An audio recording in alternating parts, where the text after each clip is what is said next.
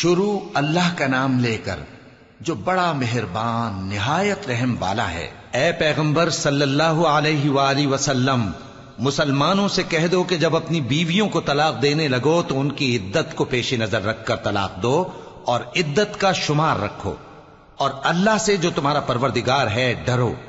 نہ تو تم ہی ان کو ایام عدت میں ان کے گھروں سے نکالو اور نہ وہ خود ہی نکلیں، ہاں اگر وہ کھلی بے حیائی کریں تو اور بات ہے، اور یہ اللہ کی حدیں ہیں، اور جو اللہ کی حدوں سے تجاوز کرے گا وہ اپنے آپ پر ظلم کرے گا۔ اے طلاق دینے والے، تجھے کیا معلوم شاید اللہ اس کے بعد رجعت کی کوئی سبیل پیدا کر دے۔ پھر جب وہ اپنی میعاد یعنی عدت ختم ہونے کے قریب پہنچ جائیں تو یا تو ان کو اچھی طرح سے زوجیت میں رہنے دو یا اچھی طرح سے علیحدہ کر دو،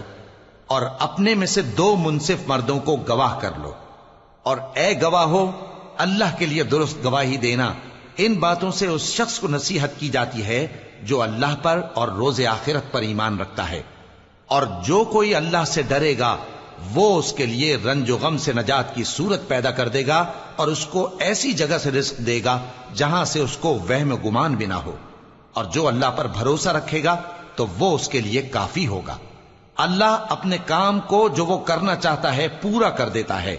اللہ نے ہر چیز کا اندازہ مقرر کر رکھا ہے۔ اور تمہاری طلاق والی بیویاں جو حیض سے نا امید ہو چکی ہوں، اگر تم کو ان کی عدت کے بارے میں شبہ ہو تو ان کی عدت 3 مہینے ہے،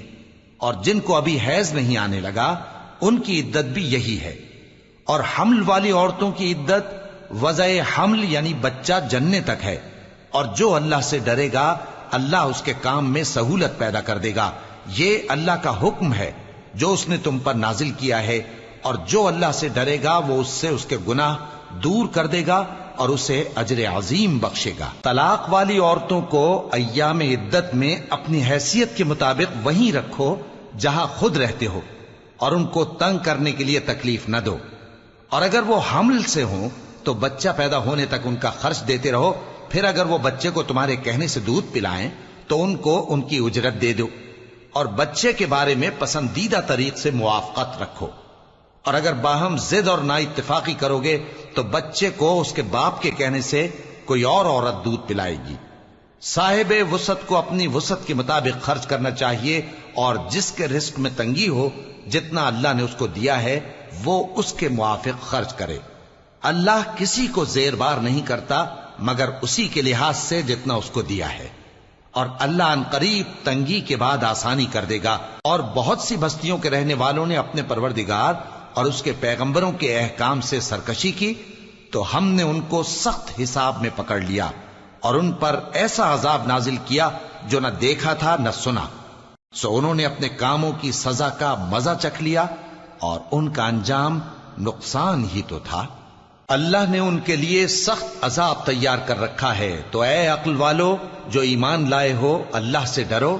اللہ نے تمہارے پاس نصیحت بھیج دی ہے، یعنی ایسے پیغمبر جو تمہارے سامنے اللہ کی واضح آیتیں پڑھتے ہیں تاکہ جو لوگ ایمان لائے اور عمل نیک کرتے رہے ہیں ان کو اندھیروں سے نکال کر روشنی میں لے آئیں، اور جو اللہ پر ایمان لائے گا اور عمل نیک کرے گا وہ ان کو جنتوں میں داخل کرے گا جن کے نیچے نہریں بہ رہی ہیں، وہ ہمیشہ ہمیشہ ان میں رہیں گے۔ اللہ نے ان کے لیے کیا خوب رزق رکھا ہے۔ اللہ ہی تو ہے جس نے 7 آسمان پیدا کیے اور ویسی ہی زمینیں بھی، ان میں اللہ کا حکم اترتا رہتا ہے تاکہ تم لوگ جان لو کہ اللہ ہر چیز پر قادر ہے، اور یہ کہ اللہ اپنے علم سے ہر چیز کا احاطہ کیے ہوئے